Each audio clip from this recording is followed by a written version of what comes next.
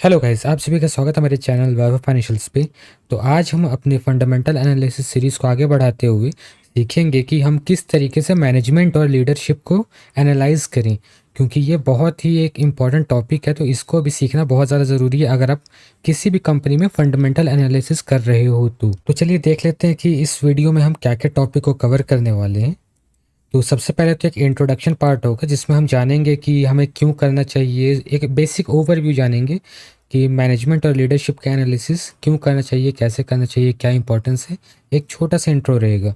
फिर हम जानेंगे important component of management and leadership. ठीक है, जब भी आप एनालिसिस कर रहे हो मैनेजमेंट और लीडरशिप का, तो क्या क्या इंपॉर्टेंट कॉन्सेप्ट है, की कॉन्सेप्ट है जिसको आपको पहले समझना ज़रूरी है ताकि आप अच्छे से रिसर्च कर पाओ। फिर हम जानेंगे how to research about management and leadership. ठीक है, आप किस तरीके से मैनेजमेंट और लीडरशिप के बारे में रिसर्च कर सकते हो और क्या क्या रेड फ्लैग्स है उसको हम नेक्स्ट टॉपिक में कवर करेंगे कि मैनेजमेंट एंड लीडरशिप के बारे में जब भी आप रिसर्च कर रहे हो तो वो क्या 3-4 पॉइंट्स हैं जिसको जो आपको अगर मिल जाए किसी भी कंपनी में तो फिर आपको उससे दूरी बना लेनी चाहिए या फिर आपको वेट करना चाहिए कि वो जो रेड फ्लैग्स है वो क्लियर हो जाए। ठीक है, फिर हम वीडियो को कंक्लूड करेंगे। तो चलिए वीडियो को शुरू करते हैं। अब देखो, मैनेजमेंट और लीडरशिप जो होती है वो किसी भी ऑर्गेनाइजेशन या फिर किसी भी फर्म या फिर किसी भी कंपनी का ड्राइविंग फोर्स होती है। बस आप ऐसा समझ सकते हो कि कोई भी एक कंपनी है, ऑर्गेनाइजेशन है, वो एक कार है और अंदर में जो बैठा हुआ ड्राइवर है वो मैनेजमेंट और लीडरशिप है। अगर ड्राइवर चाहेगा तो वो सही तरीके से ट्रैक पे चलते रहेगी कार। अगर ड्राइवर मेंटली अनस्टेबल है या फिर उसको कुछ प्रॉब्लम है, ठीक है, या फिर वो अच्छी तरीके से उसको ड्राइविंग नहीं आती है या फिर उसके मन में कुछ फ्रॉड है, तो वो अपने कार को ऑफ रोड भी लेके जा सकता है या फिर अगर बहुत ज़्यादा बेवकूफ़ है तो फिर वो खाई में भी ढकेल सकता है अपनी कार को। ठीक है, तो इसी के लिए आपको मैनेजमेंट और लीडरशिप को समझना बहुत ज़्यादा ज़रूरी है। आप फंडामेंटल कितना भी अच्छा देख लो, बहुत सारी ऐसी कंपनीज थी जिसके फंडामेंटल्स बहुत ज़्यादा अच्छे थे लेकिन ना किसी गलत मैनेजमेंट की वजह से वो कंपनी डूब गई या फिर वो बहुत ज़्यादा लॉस कर गई। ठीक है, अब देखो, मैनेजमेंट और लीडरशिप का एनालिसिस बहुत सारे लोग मिस आउट कर देते हैं। ठीक है, वो फंडामेंटल्स देखते हैं, अब देखेंगे फाइनेंशियल्स अच्छे हैं तो फिर ठीक है कंपनी में इन्वेस्ट कर देते हैं, लेकिन मैनेजमेंट और लीडरशिप ही कंपनी को ना लॉन्ग टर्म में अच्छा ग्रोथ दे सकता है। ठीक है, अगर आपका ना व्यू बहुत ज़्यादा लॉन्ग टर्म है ना, 5 साल, 10 साल, 15 साल, 20 साल के लिए आप इन्वेस्ट कर रहे हो, जो कि एक्चुअल इन्वेस्टिंग वैसी होती है 5 साल के ऊपर ही आपको रिजल्ट मिलेगी इन्वेस्टिंग में। ठीक है, छोटे मोटे रिजल्ट आपको ना 20-25% आपको 1 साल, 6 महीने, 2 साल में भी मिल जाते हैं, लेकिन वो काइंड ऑफ पोजिशनल ट्रेड हो जाता है। ठीक है, या फिर ना शॉर्ट टर्म इन्वेस्टमेंट हो जाएगा वो। ठीक है, अगर आप 5 साल या उससे ज़्यादा बड़ा मोटिव है ना तो फिर आपको ना हमेशा मैनेजमेंट और लीडरशिप को एनालाइज करना चाहिए। तो चलिए अब हम समझ लेते हैं important components of management and leadership. वो ऐसे क्या 3 कंपोनेंट्स है जिसको आपको समझना ज़रूरी है जब भी आप ना मैनेजमेंट और लीडरशिप का एनालिसिस कर रहे हो।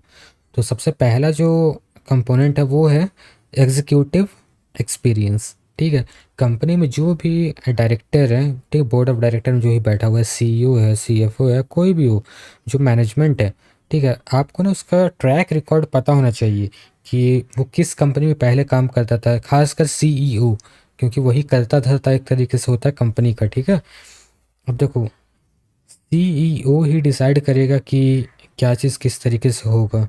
ठीक है, ऑपरेशन किस तरीके से एग्जीक्यूट करना, सभी चीज़ सीईओ ही डिसाइड करता है। इसीलिए सीईओ को एनालाइज करना बहुत ज़्यादा इंपॉर्टेंट है। डायरेक्टर्स को भी एनालाइज करना इंपॉर्टेंट होता है, लेकिन डायरेक्टर्स ना काइंड ऑफ इन्वेस्टर्स हो जाते हैं। ठीक है, आपको ना जो मेजर मैनेजमेंट है जो एक्टिवली काम कर रहा है कंपनी में उसको एनालाइज करना ज़्यादा इंपॉर्टेंट है। तो हम सीईओ को ज़्यादा एनालाइज करेंगे। इसमें हम समझेंगे ना कि किस तरीके से जो सीईओ है उस कंपनी का वो पास्ट में काम किया है, किस कंपनी में पास्ट में काम किया है। अभी मान लो कि फार्मा कंपनी में कोई सीईओ लगा हुआ है। ठीक है, अब वो पास्ट में ऑटोमोबाइल कंपनी का सीईओ था तो वो फार्मा में आएगा तो वो उतना अच्छे से काम नहीं कर पाएगा, उसको फार्मा सेक्टर के बारे में उतनी अच्छी नॉलेज नहीं रहेगी। ठीक है, लेकिन अगर हाँ कोई ना फॉरेन का कोई सीईओ है जो फार्मा के किसी और कंपनी में काम कर रहा था और वो अभी वापस इधर आके, ठीक है, दूसरे फार्मा कंपनी में अगर काम कर रहा है तो फिर वो ज़्यादा अच्छे से उस कंपनी के ग्रोथ में अपना कंट्रीब्यूशन दे सकता है। ठीक है, तो हम इस चीज़ को ज़रूर देखेंगे। फिर हम देखेंगे कॉरपोरेट गवर्नेंस। ठीक, कंपनी में जो भी गवर्नेंस होता है, जो मैनेजमेंट और लीडरशिप के द्वारा की जाती है गवर्नेंस कंपनी में, वो सही तरीके से हो रही है कि नहीं। ठीक है, बोर्ड ऑफ डायरेक्टर्स सही तरीके से स्ट्रक्चर्ड हैं कंपनी में, जितने भी कोई उसमें रेड फ्लैग तो नहीं है। तो ये सभी चीज़ आपको जानना ज़रूरी है। फिर तीसरा होता है स्ट्रेटेजिक विजन। जो भी कंपनी के मैनेजमेंट है उसका विजन क्या है, वो अपने कंपनी को किस डायरेक्शन में लेके जाना चाहती है। ठीक है, जैसे मान लो कि ऑटोमोबाइल इंडस्ट्री का हम बात कर लेते हैं, जैसे टाटा की हम इस बात करते हैं, तो टाटा का विजन हमें क्लियर दिखता है कि वो ईवी मार्केट को कैप्चर करना चाहता है इंडिया में, क्योंकि सबसे पहला स्टेप टाटा ने ही लिया था ईवी मार्केट को कैप्चर करने के लिए। ठीक है, इंडिया में सबसे पहले टाटा की ही कार आई थी ईवी की। अभी भी देखोगे तो टाटा की कार आपको सबसे ज़्यादा दिखेगी। तो इससे हमें ना क्लियर पता चलता है कि हाँ, कोई कंपनी है जो ईवी मार्केट को कैप्चर करना चाहता है। अब हो सकता है कोई कंपनी हो जो सीएनजी मार्केट को कैप्चर करना चाहता हो, कोई कंपनी होगी जो हाइड्रोजन मार्केट को कैप्चर करना चाहता होगा। तो सभी का अपना अपना वो डायरेक्शन होता है, अपना अपना विजन रहता है। ठीक है, तो हमें उस चीज़ को समझना ज़रूरी है और ये भी जानना ज़रूरी है कि जो मैनेजमेंट है वो सही तरीके से उस विजन की तरफ काम कर रही है कि नहीं कर रही है, या फिर सिर्फ अपने प्रोस्पेक्टस में वो सिर्फ दिखा रहे हैं कि हाँ इनका विजन ये है, लेकिन उसके डायरेक्शन में कुछ काम नहीं हो रहा है। तो ये सब चीज़ एनालाइज करना भी आपको ज़रूरी है। तो चलो अब हम देख लेते हैं कि मैनेजमेंट और लीडरशिप का रिसर्च आप किस तरीके से कर सकते हो। तो देखो, सबसे पहला जो आपको चीज़ देखना है ना, वो एनुअल रिपोर्ट्स आपको देखना है किसी भी कंपनी का। मान लो कि आप टाटा का कुछ कर रहे हो, या फिर सन फार्मा या विप्रो, किसी भी कंपनी का जब आप मैनेजमेंट और लीडरशिप के बारे में रिसर्च करते हो, तो सबसे पहला चीज़ आपको देखना है वो एनुअल रिपोर्ट और शेयर होल्डर कम्युनिकेशंस। ठीक है, तो शेयर होल्डर कम्युनिकेशंस बहुत ज़्यादा आपको आसानी से नहीं मिलते हैं, आपको सर्च करना पड़ेगा। लेकिन एनुअल रिपोर्ट्स आपको तुरंत मिल जाते हैं बहुत आसानी से। आप गूगल में लिख दोगे ना किसी भी कंपनी के आगे एनुअल रिपोर्ट, तो उसका जो लेटेस्ट एनुअल रिपोर्ट है वो आपको वहाँ पर मिल जाता है, उसका लिंक आपको मिल जाता है। तो आप यहाँ पर अच्छे से उसको देखोगे, स्टडी करोगे क्या क्या उसमें शेयर होल्डर कम्युनिकेट किए हैं, सभी चीज़ आपको वहाँ पर देखने को मिल जाता है एनुअल रिपोर्ट्स में। ठीक है, फिर सेकंड में हम देखेंगे न्यूज़ एंड इंटरव्यू। अब देखो, बहुत बार क्या होता है ना, बहुत सारे मैनेजमेंट के लोग रहते हैं ना, कंपनी के मैनेजमेंट के लोग, वो टीवी में इंटरव्यू देने के लिए आते हैं, अपनी कंपनी के बारे में कुछ बताते हैं, उनका विजन क्या, ये सब चीज़ के बारे में बताते हैं। जैसे कुछ महीने पहले, या बोल सकते हो 6-7 महीने पहले, साल भर पहले, मैंने सोना BLW प्रिसीजंस नाम की एक कंपनी है, उसके मैनेजमेंट की एक इंटरव्यू टीवी पे देखा था। तो फिर मुझे पता चला कि हाँ ऐसी भी कोई कंपनी है। फिर मैंने उसका फाइनेंशियल सर्च किया, फिर उसका मार्केट स्ट्रक्चर मैंने देखा कहाँ कहाँ पे वो काम कर रहा है। ठीक है, उसके बाद फिर मैंने डिसीजन लिया कि चलो इसको हम होल्ड कर सकते हैं, नहीं कर सकते। उसके बाद आप डिसीजन बना सकते हो। ठीक है, उसका फंडामेंटल अच्छे से स्टडी करोगे, फाइनेंशियल वगैरह सब चीज़ देखोगे, उसके बाद आप डिसीजन बना लोगे। ठीक है, बहुत बार क्या होता है कि कोई मैनेजमेंट के खिलाफ कुछ एक्शन होता है जो न्यूज़ में आपको देखने को मिल जाता है। ठीक है, फिर देखो थर्ड में आप देखोगे एनालिस्ट रिपोर्ट। एनालिस्ट रिपोर्ट भी आपको बहुत आसानी से मिल जाता है। मनी कंट्रोल का अगर आपके पास मेंबरशिप है, खासकर अगर प्रो मेंबर हो, तो फिर आपको एनालिस्ट रिपोर्ट बहुत आसानी से मिल जाता है। एनालिस्ट बेसिकली ना, जो इंडिया में टॉप ब्रोकर्स हैं, ठीक है, फंड हाउसेस हैं, ब्रोकर्स हैं, वो अपने रिपोर्ट्स जारी करते हैं। जैसे मुझे जो सबसे बेस्ट लगता है वो शेयर खान के रिपोर्ट्स लगते हैं, क्योंकि बहुत डिटेल वहाँ पर अच्छे से सब चीज़ दिए रहते हैं। तो मैं आपको दिखाऊंगा किस तरीके से आप उसका डाउनलोड कर सकते हो। और जितने भी मिस रिपोर्ट है ना, जो भी मेजर कंपनी की रिपोर्ट है, वो मैं अपने चैनल की कम्युनिटी टैब पे भी बीच बीच में डाला करूँगा। ठीक है, तो उससे भी आप वहाँ पर ना आसानी से वहाँ पर स्टडी कर सकते हो। जो भी एनालिस्ट रिपोर्ट है, एनुअल रिपोर्ट है किसी कंपनी की, वो सब मैं डाल दिया करूँगा। तो फिर उससे भी आप बहुत आसानी से अपना फंडामेंटल रिसर्च वगैरह कर सकते हो। तो चलो मैं आपको ना सबसे पहले दिखा देता हूँ किस तरीके से आप एनुअल रिपोर्ट को खोज सकते हो। तो कोई भी ब्राउज़र आपको ओपन कर लेना है, फिर यहाँ पर ना आप लिख दो जैसे सन फार्मा एनुअल रिपोर्ट। ठीक है, अब देखो यहाँ पर ना सबसे पहला लिंक ही आ गया, sunpharma.com इन्वेस्टर एनुअल रिपोर्ट। ठीक है, इस पर आपको क्लिक कर देना है। और एक चीज़ ध्यान रखना, हर कंपनी का एनुअल रिपोर्ट उनके वेबसाइट पे अवेलेबल रहता है।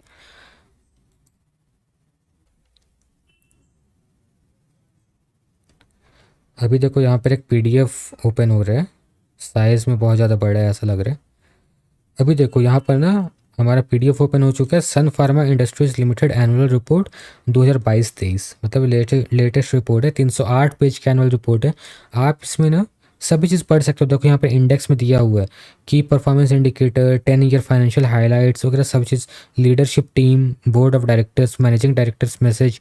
देखो बोर्ड ऑफ डायरेक्टर्स में आप क्लिक करोगे तो अभी ये लोड हो रहा है। अभी देखो यहाँ पर आपको देखने को मिल जाएगा बोर्ड ऑफ डायरेक्टर में कौन कौन है। दिलीप एस सांघवी है, ठीक है ना, ये सब इसका बोर्ड ऑफ डायरेक्टर्स हैं।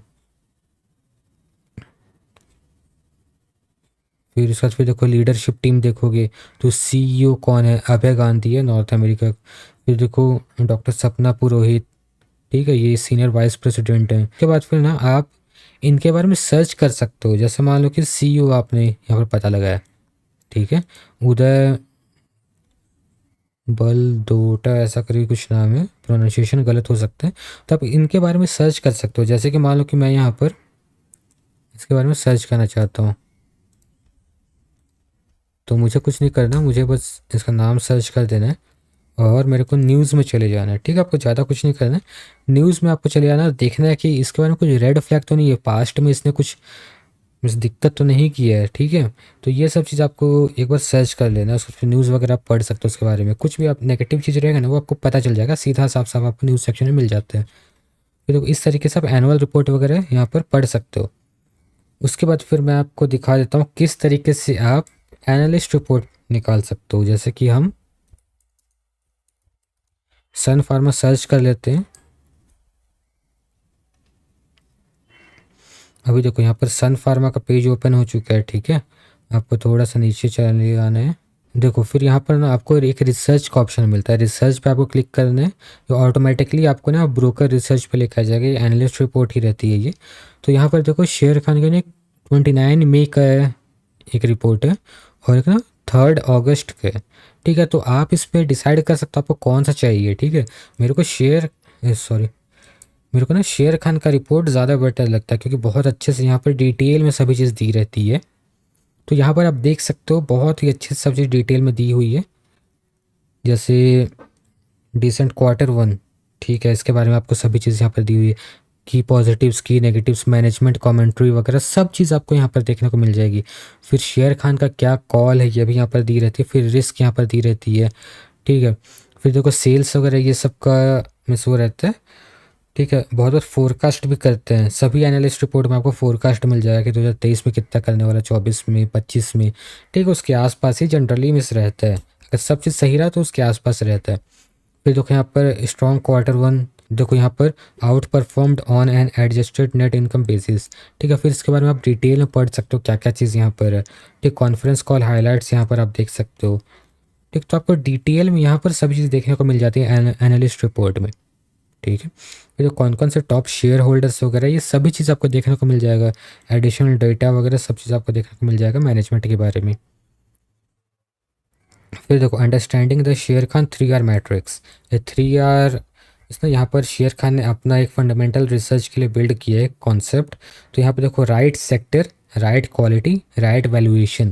तो इसके बारे में आपको 3 पॉइंट मिल जाता है, पॉजिटिव, नेगेटिव और न्यूट्रल क्या क्या है राइट सेक्टर में। तो देखो राइट क्वालिटी, पॉजिटिव में देखो सेक्टर लीडर है ये अपना, ये सब इसके बारे में पता चल जाएगा। न्यूट्रल में फिर नेगेटिव में वीकनिंग ग्रोथ ट्रेंड, ठीक है। फिर एक्सटर्नल फैक्टर की वजह से, इंटरनल फैक्टर की वजह से क्या क्या चीज़ें है, फिर रीशफलिंग हो रहा है की मैनेजमेंट में, ये सब चीज़ आपको यहाँ पर देखने को मिल जाएगा। सभी चीज़ आपको एक ना रिसर्च रिपोर्ट में देखने को मिलता है।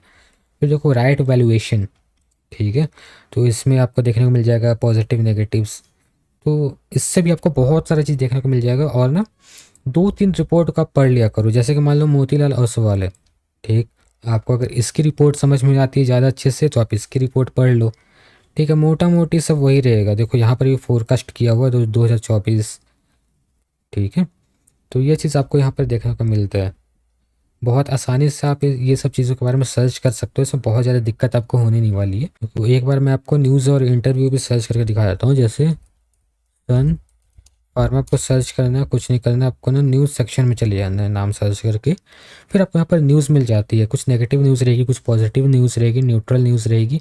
तो ये सब आप यहाँ पर से पढ़ सकते हो, अच्छे से रिसर्च कर सकते हो। और हाँ, बहुत लोगों को लग रहा होगा कि मैं यहाँ पर प्रॉपरली वहाँ पर पढ़ के सब चीज़ नहीं बता रहा हूँ। अगर मैं वो सब चीज़ बैठ के पढ़ने लगूंगा ना तो 3-4 घंटे 5 घंटे का एक वीडियो बनेगा, ठीक है। तो मैं आपको बता दे रहा हूँ कि क्या क्या सोर्स है, कहाँ पर से आप क्या क्या डॉक्यूमेंट्स निकाल सकते हो, ठीक है, किस तरीके से निकाल सकते हो और क्या क्या चीज़ आपको एनालाइज करना है, क्या क्या चीज़ देखना है, वो मैं आपको बता दे रहा हूँ। मैंने आपको डायरेक्शन दे दिया है, आप उसके बाद खुद से आप अपना रिसर्च कर सकते हो, ठीक है। अब देखो हम यहाँ पर देख लेते हैं रेड फ्लैग्स, कि क्या क्या रेड फ्लैग्स है जो आपको अगर देखने को मिले ना तो थोड़ा सा सावधान हो जाओ। अब देखो एक्सेसिव कंपनसेशन पहला जो रेड फ्लैग होता है, ये बहुत सारे ना स्मॉल कैप्स में आपको और मिड कैप में देखने को मिल जाते हैं। जो ब्लू चिप कंपनी से वहाँ पर जनरली देखने को ये नहीं मिलता, लेकिन स्मॉल कैप वगैरह जिनका विजन बहुत बड़ा नहीं है, ठीक है, जो अपने कंपनी को लेकर बहुत ज़्यादा सीरियस नहीं है, उनको बस ना पैसा कमाना है, खुद पैसा कमाना है, कंपनी की ग्रोथ से उतना ज़्यादा मतलब नहीं है, तो वहाँ पर ये देखने को मिलता है। एक्सेसिव कंपनसेशन का मतलब होता है ना कि कोई भी कंपनी है, मान लो कि वो 100 करोड़ का रेवेन्यू उस कंपनी का है, ठीक है, रेवेन्यू। अब उसका जो सीईओ है, ठीक है, उसका जो सीईओ है, उसकी सैलरी ही अगर यहाँ पर 5 करोड़ है या 10 करोड़ है, तो क्या इतनी बड़ी सैलरी जस्टिफाइड है उस कंपनी के लिए जिसकी रेवेन्यू 100 करोड़ है? बिल्कुल भी जस्टिफाइड नहीं है, ठीक है, क्योंकि ये रेवेन्यू है। इसके बाद फिर यहाँ पर इसका में सब एक्सपेंस निकलेंगे, सब चीज़ निकलेगी, इनके एम्प्लॉय की सैलरी निकलेगी, तो मान लो बचता है यहाँ पर, ठीक है, नेट प्रॉफिट वगैरह सब चीज़ सब हटा के यहाँ पर मान लो कि इन लोग का प्रॉफिट बच रहा है 50 CR, ठीक है, तो 50 CR में भी रिजर्व में कुछ पैसा जाएगा और कुछ कुछ ये सब, ठीक है। तो यहाँ पर 10 करोड़ की सैलरी या 5 करोड़ की सैलरी जस्टिफाइड नहीं है एक सीईओ के लिए, ठीक है, क्योंकि बोर्ड ऑफ डायरेक्टर्स भी फिर हैं, ठीक है, सीएफओ रहेगा, फिर बहुत सारे डिफरेंट मैनेजमेंट के लोग रहेंगे, उनकी भी सैलरी है।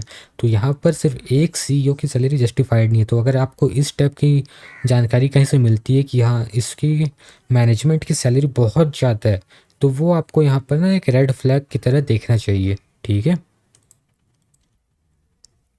फिर देखो हाई टर्नओवर, ठीक, तो यहाँ पर टर्नओवर से मतलब ना वो पैसे वाला टर्नओवर का, इस रेवेन्यू से मतलब नहीं है। टर्नओवर बोले तो ना जो लीडरशिप है ना वो बार बार रीशफल हो रही है, ठीक है। अब मान लो कि कोई सीईओ था, उसको वो सीईओ की पोजीशन में अच्छा काम नहीं किया तो उसको ना सीएफओ बना दिया, या फिर कुछ और उसको ना कोई कंपनी का प्रेसिडेंट है तो फिर उसको वाइस प्रेसिडेंट बना दिया, ठीक है, या फिर चेयरमैन को यहाँ पर सीईओ बना दिया गया है, या कुछ इस टाइप का रीशफलिंग, बहुत ज़्यादा रीशफलिंग हो रहा है, ठीक है। तो फिर यहाँ पर आपको एक रेड फ्लैग देखने को मिलता है कि मैनेजमेंट वहाँ पर स्टेबल नहीं है इस कंपनी का, या बहुत बार बहुत ज़्यादा सीईओ को फायर किया जा रहा है, या कुछ मैनेजमेंट के लोग बहुत ज़्यादा छोड़ के जा रहे हैं कंपनी से, फिर न्यू मैनेजमेंट आ रही है। तो इस चीज़ से आपको बच के रहना चाहिए, क्योंकि अगर न्यू मैनेजमेंट आ रही है, रीशफलिंग हो रही है, तो आइडिया चेंज हो जाती है वहाँ ना, विजन चेंज हो जाता है, क्योंकि वहाँ पर सेम बंदा बैठा हुआ नहीं है उस कंपनी में उस पोजीशन पे, ठीक है। सीईओ के पोजीशन पे कोई और बंदा आके बैठ गया तो उसके विजन से फिर कंपनी चलेगी, है ना। तो यहाँ पर इस चीज़ से आपको ध्यान रखना चाहिए। और कुछ ना दूसरे भी मिसकंसर्न होते हैं, जैसे कि ना बहुत बार क्या होता है कि कुछ कंपनी से, जैसे कि मान लो एफएमसीजी कंपनी है, ठीक है, एफएमसीजी की कोई कंपनी है, वहाँ पर बहुत बार क्या होता है कि प्रोडक्ट ना टेस्टिंग वहाँ पर होती है, एनिमल्स पे होती है, फिर ना बहुत बार अनएथिकली सोर्स्ड मीन्स वहाँ पर मटेरियल यूज़ होते हैं। जैसे मान लो कि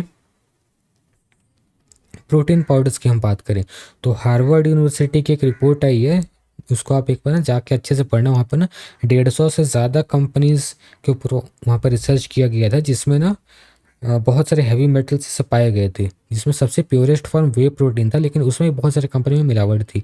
अब मान लो कि यहाँ पर वो ना मिलावट करके कोई प्रोडक्ट बेच रहे हैं, तो वो एथिकली जैसे अपना बिजनेस नहीं कर रहे हैं ना, ठीक है। तो इस तरीके से आपको देखना पड़ेगा कि क्या क्या चीज़ें, कुछ ऐसी बात तो नहीं जो नेगेटिवली इम्पैक्ट कर सकती है कंपनी को, ठीक है। तो ये सब चीज़ आपको देखना है, ये सब चीज़ें ना रेड फ्लैग्स में आ जाती है। और बहुत अच्छे से अगर आप इसको पढ़ना चाहते हो तो वीडियो को पॉज करके आप एक एक स्लाइड को अच्छे से पढ़ सकते हो। और अगर आप बोलोगे तो मैं कम्युनिटी टैब पे ना ये सभी के पीडीएफ भी आपको प्रोवाइड करवा दिया करूँगा, ठीक है। तो यहाँ पर हमारे डिस्कशन ख़त्म होता है मैनेजमेंट और लीडरशिप के ऊपर, ठीक है। आप किस तरीके से एनालाइज कर सकते हो, आशा करता हूँ आप समझ गए होगे अच्छे से, ठीक है। आप खुद से थोड़ा सा मेहनत करो, एनालाइज करो। और ना टोटल 9 वीडियो आने वाले हैं इस सीरीज़ में, जो कि ना लर्निंग वीडियो हैं।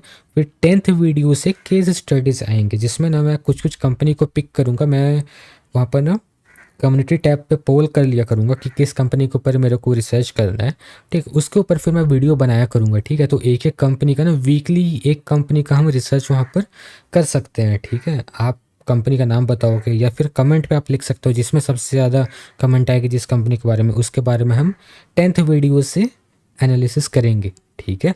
मैं एक एक पार्ट वहाँ पर वो करूँगा और वो कोई कॉल नहीं रहेगा कि हाँ इसको आप बाई कर लो सेल कर लो।